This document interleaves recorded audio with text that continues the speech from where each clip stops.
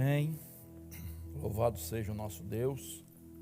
Que a graça maravilhosa de Jesus continue abundante na sua vida e na sua família. Amém. Abra a palavra de Deus no Evangelho segundo João,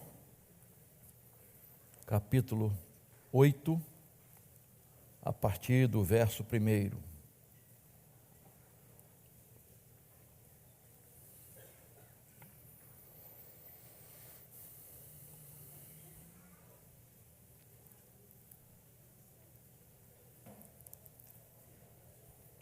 Deixa a sua Bíblia aberta.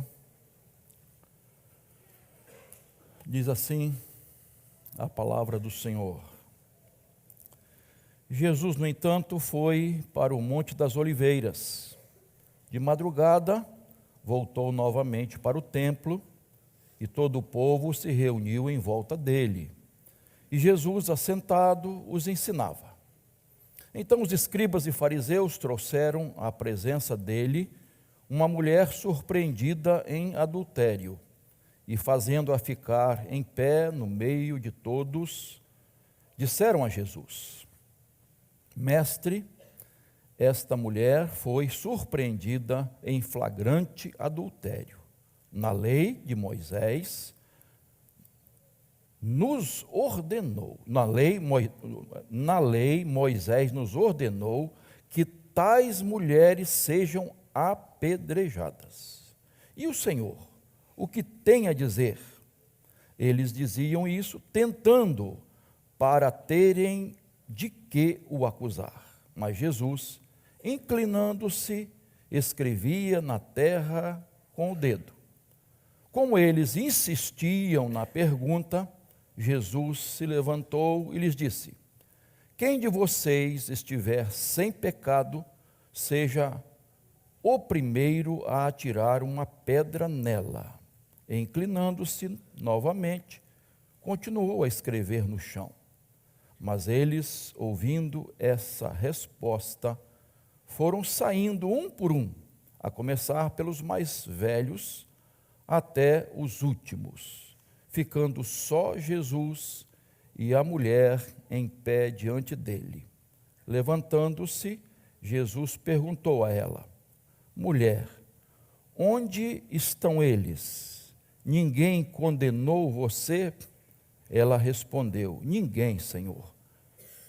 Então Jesus disse: Também eu não a condeno.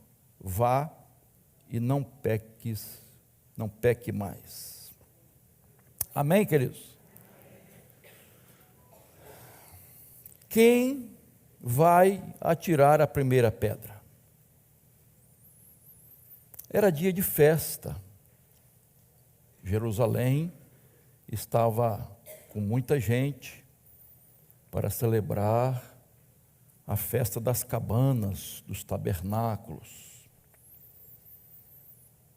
E Jesus foi para lá, mas não se manifestou assim imediatamente. Isto é, ficou quase que em secreto. Eles estavam judeus e, enfim, escribas, fariseus, estavam querendo prendê-lo e matá-lo. Então Jesus, a princípio, não se manifesta, mas depois ele começa a ensinar. E as multidões começam a aparecer. Enfim,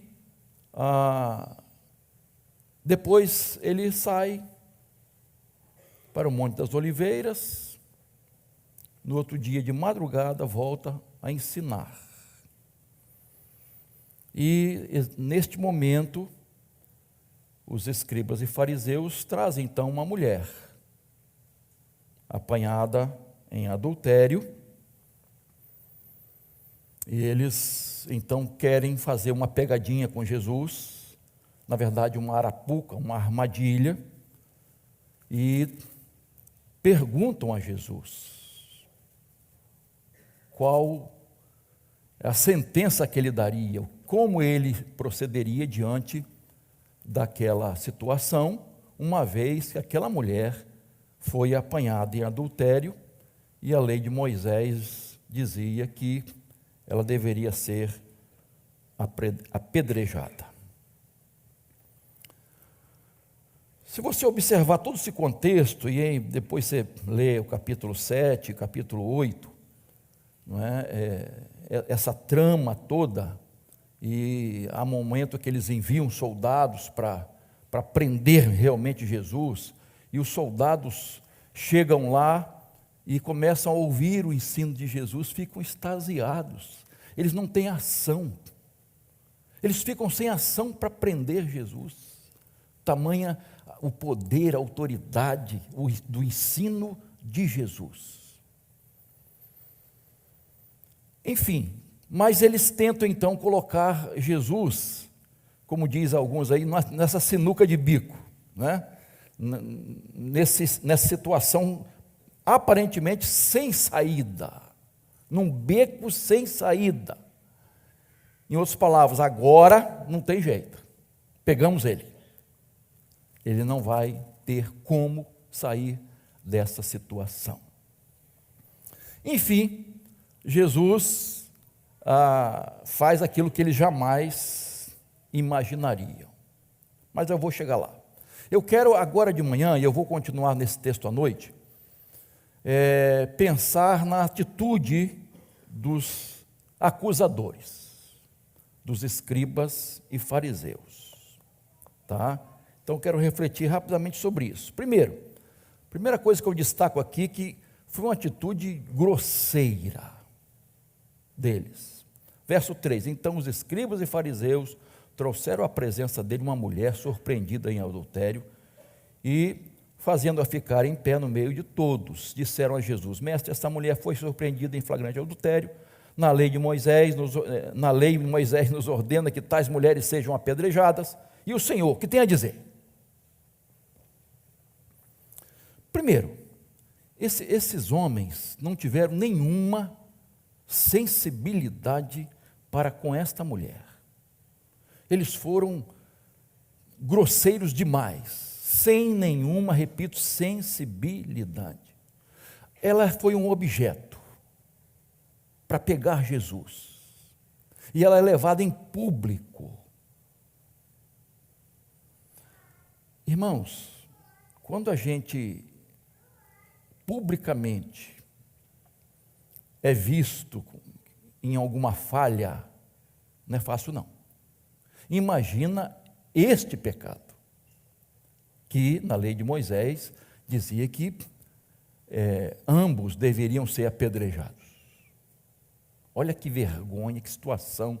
Mas eles não pensaram nela, eles não quiseram saber dela, eles não pensaram na família dela, eles não pensaram no casamento dela, eles não pensaram na vergonha que essa mulher estava passando, seus sentimentos. Esses homens não estavam preocupados com a santidade da pessoa, eles não estavam preocupados com a fidelidade no casamento, eles não estavam preocupados com o zelo de Deus, pela lei de Deus, eles não estavam preocupados com nada disso. Eles ignoraram completamente essa mulher. Com relação a Jesus, você perceba que eles usam duas palavras, mestre e senhor. Mas, na verdade, eles queriam acusá-lo e chegar a matá-lo. Eles queriam jogar Jesus contra a lei de Moisés, eles queriam jogar Jesus contra a lei romana e jogar Jesus contra o povo. Se Jesus perdoasse, o que ia acontecer? Ele estaria em oposição a quê? A lei de Moisés. Este homem não tem nenhuma consideração à lei de Moisés. Ele está apoiando o adultério. Olha só. Agora, se Jesus condenasse ela à morte, Jesus estaria usurpando um poder que na verdade pertencia aos romanos. Só eles poderiam dar a pena capital. Só o governo romano. E além disso, irmãos, cadê a misericórdia de Jesus? Cadê o amor de Jesus que ele tem pregado? Como ele age assim? Ele não tem compaixão das pessoas? Em qualquer situação, ele estava encrencado. E aquilo era motivo para acusar Jesus. E eu quero tirar uma lição aqui, irmãos. E é sempre importante a gente tirar algumas lições. Às vezes, até dentro das igrejas, você vê pessoas que agem assim. Elas querem ter um motivo para criticar, acusar, desfazer de alguém. Isso é fato, irmãos. Dependendo como a igreja age, ou a liderança da igreja, ou o pastor da igreja, em qualquer situação, tem gente que vai criticar. Tem gente que sempre vai arrumar um motivo. Se uma pessoa é disciplinada, é muito rigor. Se não é, se há misericórdia, está vendo? A igreja não tem disciplina. Se a igreja é mais conservadora, há críticas. Se a igreja é mais livre, tem mais um jogo de cintura, é criticada também. Na hora do culto, aqueles irmãos que gostam de se manifestar de alguma forma, levantando as mãos, dando glória a Deus, aleluia. Ih, meus irmãos, ainda olham de rabo de olho assim, o que está acontecendo? Se a pessoa fica quietinha, não bate palmas, se ela não levanta as mãos, né? À esquerda, para a direita, se não faz na hora, olha só, insensível, não está louvando a Deus, nem se mexe. Se a igreja fala de dízimos e ofertas, e é interesseira. Se não fala, olha aí, nem tem doutrina a igreja. Se canta hinos, os tradicionais, cantor cristão, hinário, beleza, alguns beleza, outros, cadê os cânticos? E se canta cânticos, olha só, cadê aqueles hinos maravilhosos, aquelas letras? É roupa, é o penteado, é a calça jeans rasgada. Irmão, nós sempre estamos olhando, observando isso. Parece que há um olhar, sabe, fulminante, assim. E às vezes a gente perde a comunhão com Deus, perde a bênção, por não estar olhando para o Senhor, está olhando para os outros. É difícil, irmãos, é muito difícil. Mas isso não acontece só na igreja, acontece dentro de casa, irmãos. É aquela pessoa que só vê falhas, que só sabe criticar, que não sabe ver o valor e exaltar e dizer o valor das pessoas quando elas acertam, quando elas fazem coisas boas. Quando os filhos acertam, há pais que só criticam os filhos. Tirou só 9,5.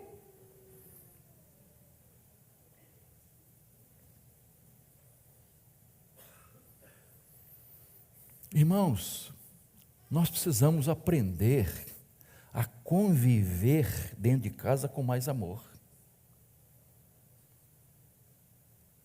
Esse estímulo, esse elogio, esse destaque para as virtudes é muito importante. Não é ser hipócrita e dizer que não vê as falhas, mas destaca as coisas positivas. Por que tem que ser as coisas negativas? Então é importante a gente não se colocar como esses acusadores dentro da nossa casa, irmãos, na convivência com os nossos queridos familiares. Outra coisa que eu vejo aqui, a atitude dos acusadores foi insistente. Você observa o verso 6, eles diziam isso tentando para terem de que o acusar, mas Jesus, inclinando-se, escrevia na terra com o dedo. Aquele momento de festa ali é um momento empoeirado, né? Ali mesmo no pátio do templo, né? Tem gente que fala que Jesus estava na praia, na areia, tem na areia aqui, né? Então, aí o verso 7 começa assim: como eles insistiam na pergunta, olha só, como eles são insistentes. Tem gente que é insistente no erro. Você tem que saber a diferença de perseverança com teimosia. Tem muita diferença.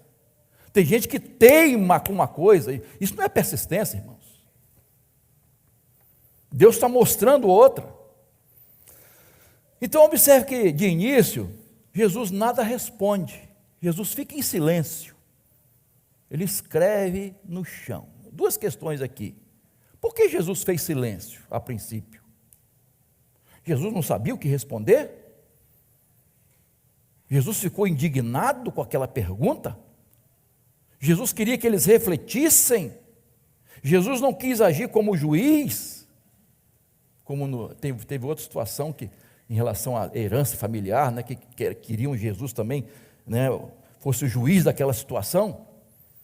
Por quê que ele fez silêncio? E a outra questão que a gente gostaria de saber, o que Jesus escreveu ali, né? A gente não quer saber isso? O que Jesus estava escrevendo? Será que algum pecado deles, dos acusadores? Algum mandamento? Nós não sabemos, irmãos. E uma coisa que a gente precisa aprender: aquilo que a Bíblia não revela com clareza, nós não podemos afirmar com certeza. Então, se a gente não sabe, fica aí, não tem que ficar conjecturando. Será o que ele escreveu? Porque nos parece que foi o único momento que Jesus escreve. O que será que Jesus escreveu? Mas o que eu quero destacar aqui, irmãos, é a insistência dos acusadores. Jesus não se coloca como juiz, eu entendo que foi exatamente isso. Jesus é nosso advogado, intercessor, intermediário. Acusador, quem é, irmãos? É o diabo. A palavra diabo vem da origem de caluniador, opositor, acusador. Ele nos acusa dos nossos pecados. O diabo, às vezes a gente tem uma vozinha lá no fundo, né, de acusação. Não é de Deus, não. Consciência é uma coisa diferente, eu vou falar isso quarta-feira. Consciência pesada é outra coisa. O diabo é acusador, irmãos. Ele quer atrapalhar a nossa comunhão com Deus. Ele quer atrapalhar a nossa participação na ceia do Senhor. Ele quer atrapalhar a nossa confissão, impedir nossa confissão. Os escribas e fariseus foram usados pelo inimigo aqui para insistir nessa acusação contra a mulher. Então não se assemelhe a eles. Não faça a obra, a vontade do inimigo, que quer que vivamos assim, sempre acusando, sempre insistindo no erro, no pecado, na falha, na fraqueza. Terceiro destaque que eu faço aqui, irmãos, a atitude deles foi parcial e preconceituosa. Se você observar de novo o verso 4, essa mulher foi surpreendida em flagrante adultério. Se foi em flagrante adultério, então os dois estavam ali, não é? Não foi só ela. O homem também estava ali. Claro, meus irmãos. Mas cadê o homem?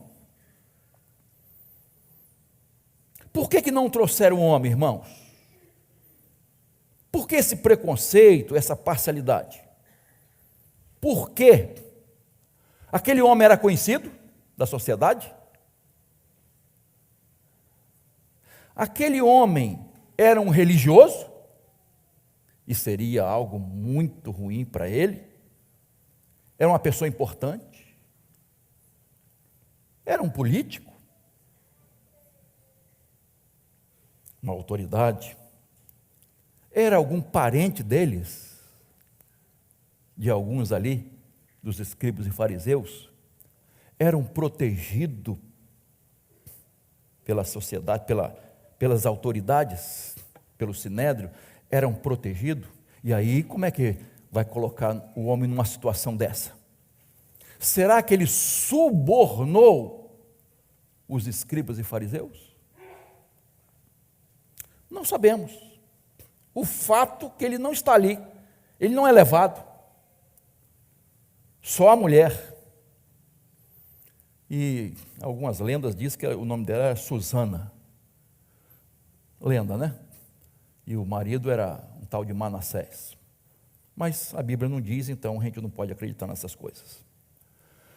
O fato é, queridos, que às vezes nós corremos o risco de, vamos dizer assim, agravar os pecados de alguns e atenuar os pecados de outros, especialmente os nossos, né? Aumentamos às vezes e diminuímos, dependendo da pessoa. E às vezes, sem perceber, a gente faz isso, irmãos. Por exemplo, você já se pegou torcendo por um vilão, por um malvadão? Já se pegou? Não estou falando de Flamengo, não, malvadão. Que, por último, está bonzinho para chuchu, né? Está lá no malvadão. Você já se pegou torcendo? Por exemplo, Velozes e Furiosos. É tudo boa gente? Os artistas? Não. Eles roubam carro, faz isso, pinta o set, e a gente torce por eles. La Casa de Papel. A gente torce pelos ladrões. John Wick. O cara mata muita gente. E a gente torce por ele. E nas novelas, irmãs?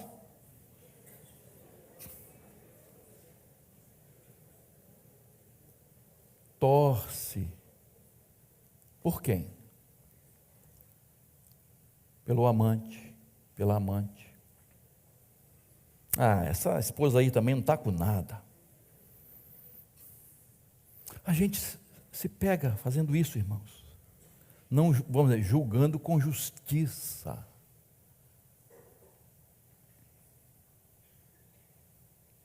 Isso é fato, queridos. Então, a gente tem a tendência, por exemplo, o filho foi chamado a atenção na escola. Aí o pai, né, ou a mãe vai lá, meu filho é um santo, gente. Ele jamais faria isso. Culpado é a professora, a diretora, alguém é culpado, menos meu filhinho querido, meu bebê, né? A gente age assim. Quantos nós estamos vendo aí, às vezes, lá uma vez ou outra, tem um pai ou uma mãe que pega firme, né? E que, não, você tem que ser preso mesmo, lá uma vez ou outra. Do contrário, tem muito tempo isso, nem lembrei, estou lembrando disso agora, uns indivíduos jovens, de madrugada, de noite, que pegaram acho que uma doméstica que estava indo para casa, no ponto de ônibus, espancaram aqui na Barra da Tijuca, e os pais defendendo os filhos, não, meu filho, não.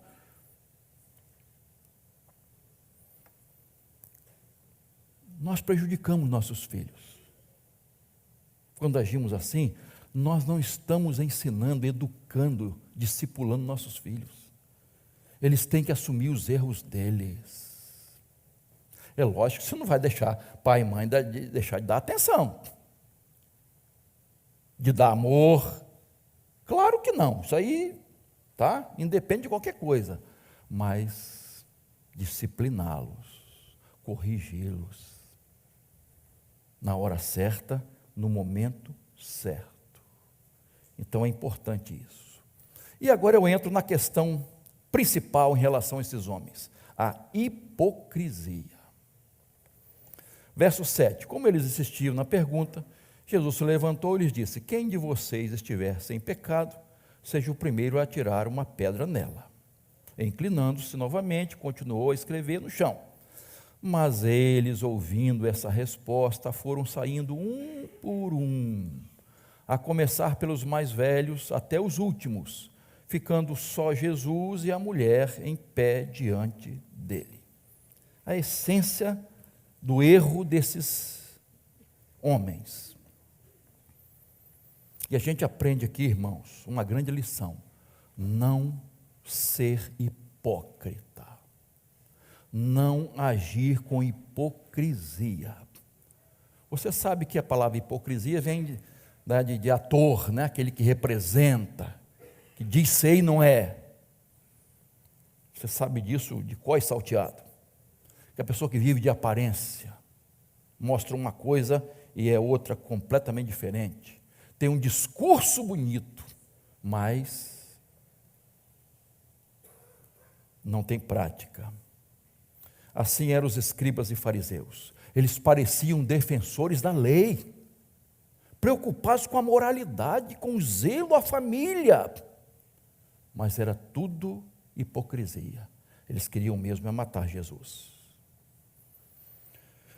A pessoa hipócrita, irmãos, ela vê transgressões pequenas nos outros e não enxerga seus grandes pecados.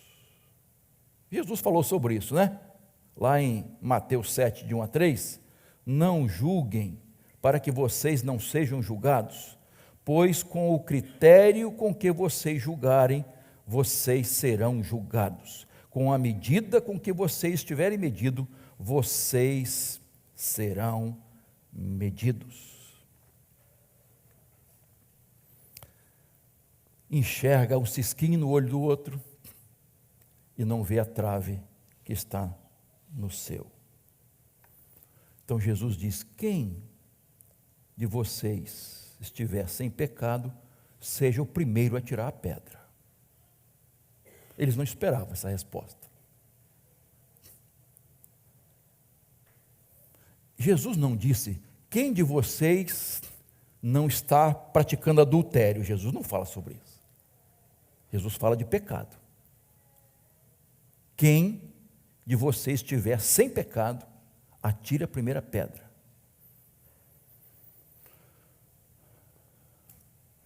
Eu trouxe lá de Jerusalém uma pedra. Mandei vir pelo correio, pelo Shopee. Mercado Livre.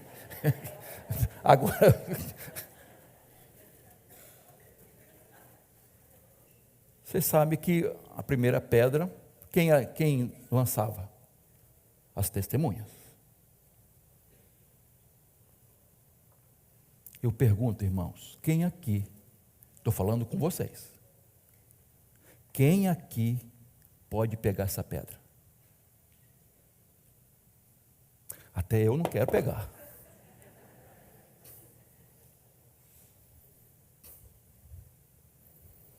Foi isso que Jesus perguntou. Não é? Então, a mão das testemunhas será a primeira a tirar as pedras, pois a mão, e depois a mão de todo o povo, Deuteronômio 17, 7. Então, vocês foram testemunhas? Atire a primeira pedra. Vocês estão aqui apoiando? Eu fico imaginando, irmãos, vou pegar de novo assim com muito cuidado. Eu fico imaginando aquelas pessoas estavam com pedras nas mãos. Eles estavam prontos, irmãos, para atirar a pedra. E eu trouxe uma maior, exatamente para mostrar que é para matar mesmo.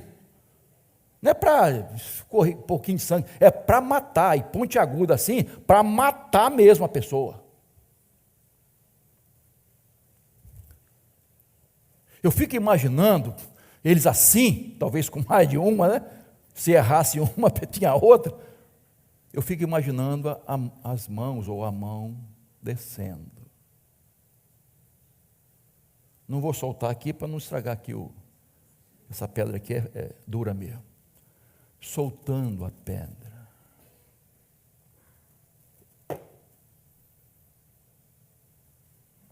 Quem podia tirar essa pedra, irmãos? Todos tinham seus pecados. Todos estavam em pecado. Na verdade, irmãos, o único que poderia pegar aquela pedra, quem era? Jesus. Mas ele não faz isso.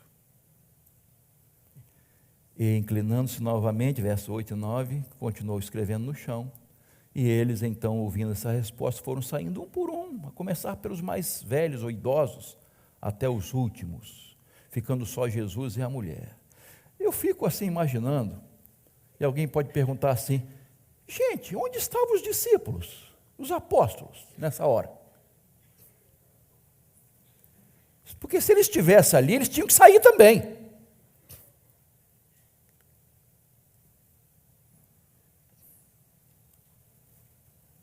Se você ler o capítulo 7 e 8, você vai ver que Jesus estava sendo perseguido. Depois daquele discurso de Jesus, duro discurso, muitos discípulos foram embora, né? Seguidores, e eles estavam procurando realmente prender Jesus e matar. Eu entendo que os discípulos aqui, passaram o sebo nas canelas e saíram embora. Não vou ficar com Jesus, nós vamos morrer, eles vão ser presos também. Então não se fala em discípulos, capítulo 7 e 8.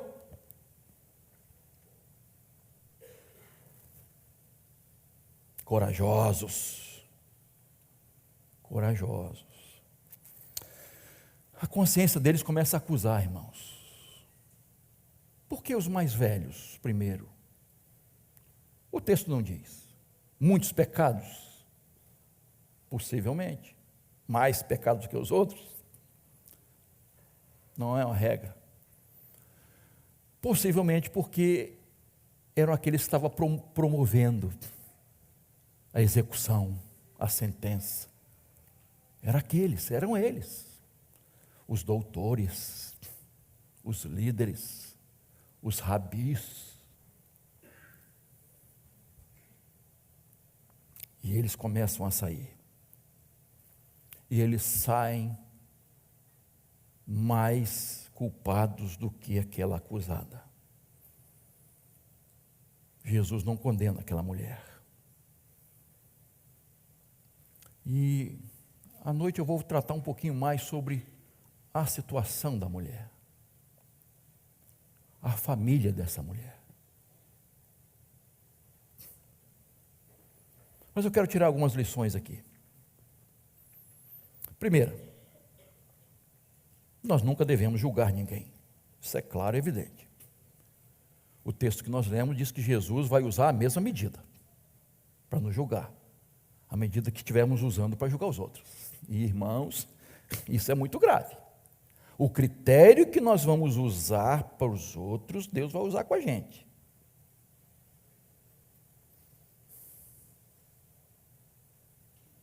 Precisamos pensar sobre isso. Segunda coisa, nós nunca devemos nos achar melhores do que os outros.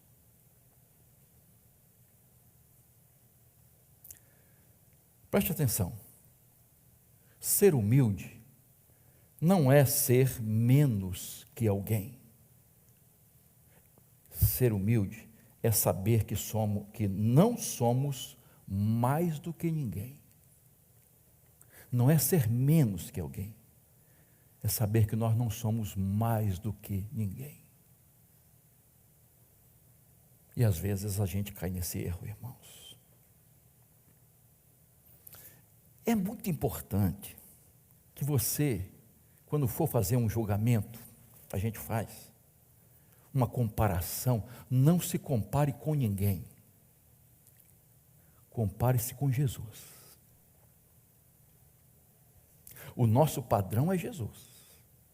eu sou melhor do que aquele irmão lá. Eu não faço o que aquela irmã faz. Não se compare com ninguém. Compare-se com Jesus. Ele é nosso modelo. Ele é nosso padrão, nosso paradigma. Então compare-se com Jesus. Não se compare com ninguém não, irmãos. Terceira coisa. Os mais depravados pecadores são os mais severos acusadores. Eu vou repetir. Os mais depravados pecadores são os mais severos acusadores. A psicologia chama isso de alguma coisa assim de projeção. Né? Tem um negócio assim de projeção. Eu vou projetar, né, meus sentimentos nos outros. É essa a ideia. Atribuir a outra pessoa meus próprios sentimentos, incluindo meus próprios pecados. Ela desvia a atenção de si mesma. Ela chama atenção para os outros. Não olhe para mim, olhe para fulano. Projeção. Os mais santos são os mais misericordiosos. Os mais santos são os mais misericordiosos, porque se parecem mais com Jesus. Quarto lugar, pessoas que mais lamentam seus pecados não são as que mais pecam, são as que mais perto de Deus andam. Vou repetir. Pessoas que mais lamentam seus pecados não são as que mais pecam, são as que mais perto de Deus andam. Vamos dar um exemplo. Jó.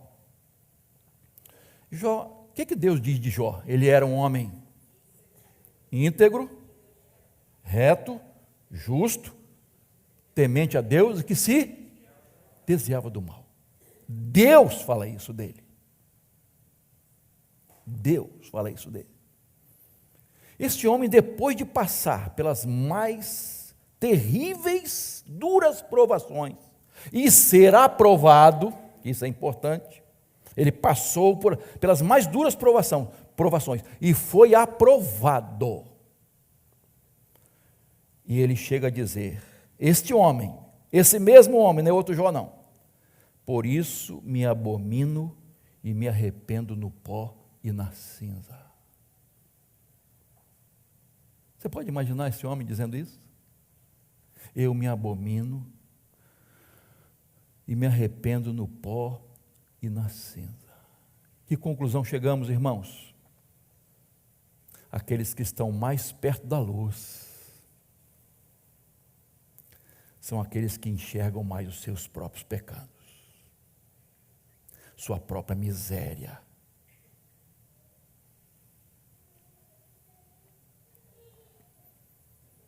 E às vezes isso não acontece conosco, irmãos. Aqueles que andam longe de Deus não choram seus pecados, irmãos. Aqueles que andam longe de Deus não choram seus pecados. Pelo contrário, às vezes batem palmas para si mesmo. Chega a se olhar no espelho e dizer, cantar aquele hino, quão grande és tu, para si mesmo. Tristeza, irmãos. Isso é triste, irmãos.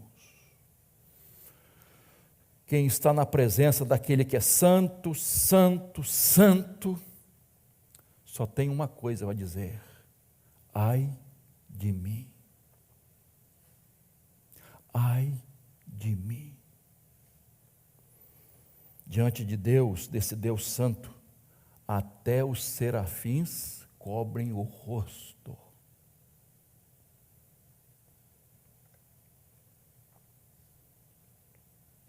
Precisamos olhar para dentro de nós, avaliar nossa vida, nossa santidade. Não olhar para a vida dos outros. Quero concluir. Quem é que vai pegar essa pedra aqui para tirar? Eu não posso pegar nem a primeira, nem a segunda, nem a terceira, nem a 10ª, nem a 100ª. Não posso. Não sou melhor do que esta mulher, apanhada em adultério.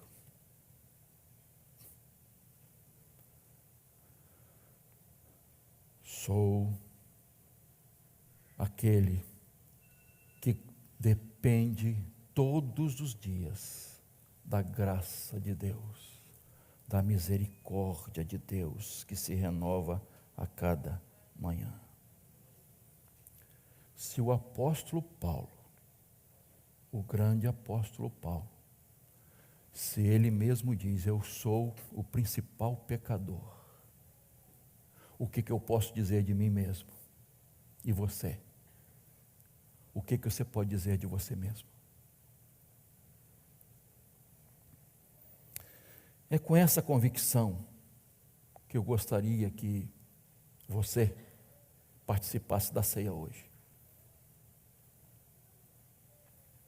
Nenhum pecado deve te impedir de participar da ceia. Porque pecado não é para se guardar. Pecado não é para se conservar. Pecado é para ser confessado e deixado. Pastor, estou com uma situação aqui. Confessa, meu irmão. Minha irmã, confessa. Peça a misericórdia de Deus, mas com o coração arrependido, compungido. E Deus perdoa. Ah, meus irmãos, o que seria de nós sem a misericórdia de Deus? Às vezes, somos tentados a ocupar o lugar dos escribas e fariseus. Na igreja, na nossa casa, no trabalho, em algum lugar. Mas nós precisamos nos colocar no lugar dessa mulher e receber o amor, a misericórdia e o perdão restaurador de Jesus.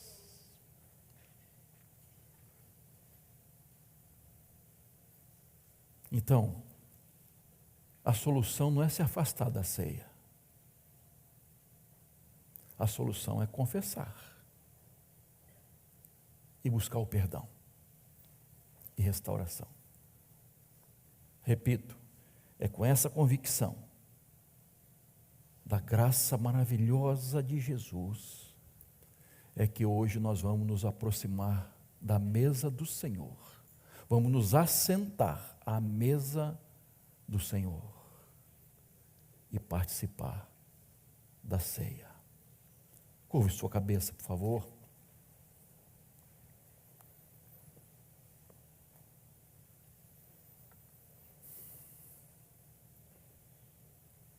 Não sei e nem quero saber quais são os seus pecados. Eu sei dos meus. Eu sei da minha necessidade do Senhor, da intervenção do Senhor na minha vida, me resgatando todos os dias para fazer a vontade do Senhor. Não se contente com o pecado, não se conforme com o pecado. Peça a Deus agora perdão.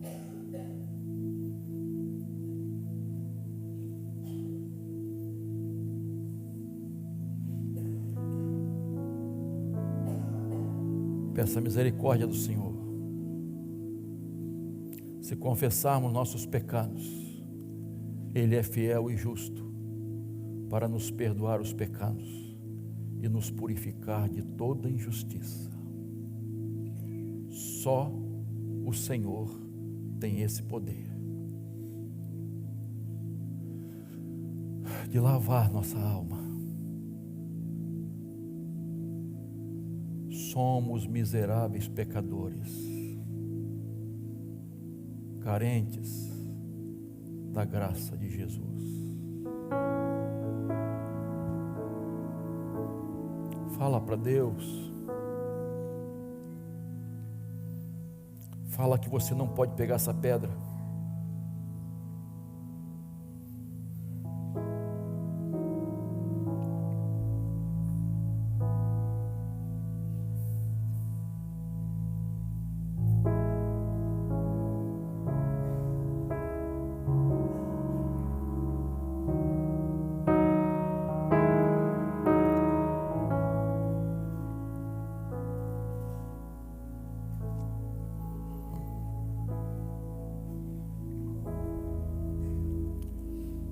Senhor, ouve a nossa oração,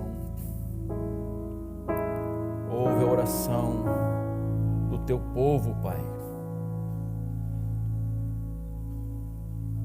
Prepara-nos para este momento tão singular da igreja do Senhor, momento de ceia.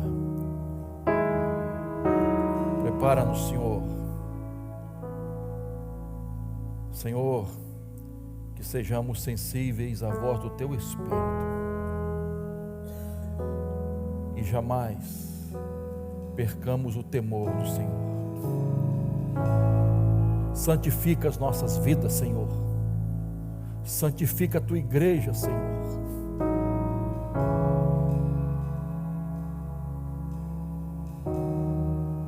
Pelo Teu amor, pela Tua graça, pelo nome poderoso do Senhor e Salvador Jesus Cristo. Amém.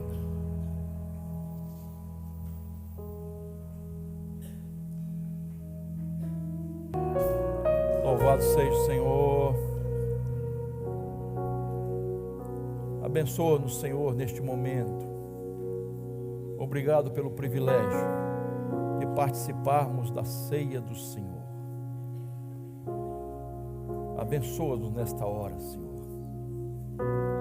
Obrigado pelo privilégio, Senhor, de ser igreja de Jesus, povo de Deus, nação santa, sacerdócio real, povo adquirido pelo sangue de Jesus.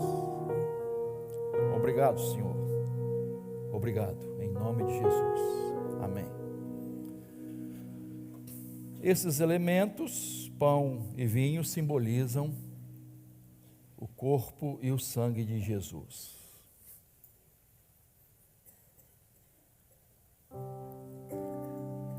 Vamos participar deste momento com gratidão, muita gratidão e com dedicação, consagração, com propósito de viver na presença de Deus, de fazer a vontade do Senhor. Pegue o seu pão. Este pão simboliza o corpo de Jesus sacrificado na cruz em nosso lugar. Em memória do corpo de Jesus, comamos todos juntos deste pão.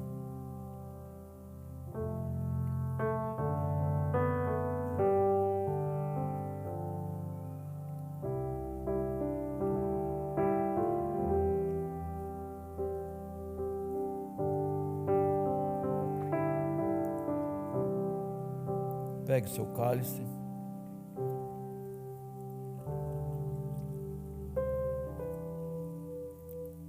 Este vinho, este suco de uva simboliza o sangue de Jesus derramado na cruz para a remissão de todos os nossos pecados. Em memória do sangue de Jesus, bebamos todos juntos deste cálice. curve sua fronte diante do Todo-Poderoso, o seu Deus, o nosso Deus, Senhor das nossas vidas.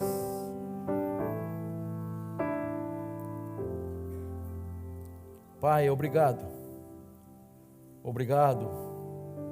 Senhor, por esse privilégio. Obrigado, Senhor, pelo privilégio de participar da ceia do Senhor.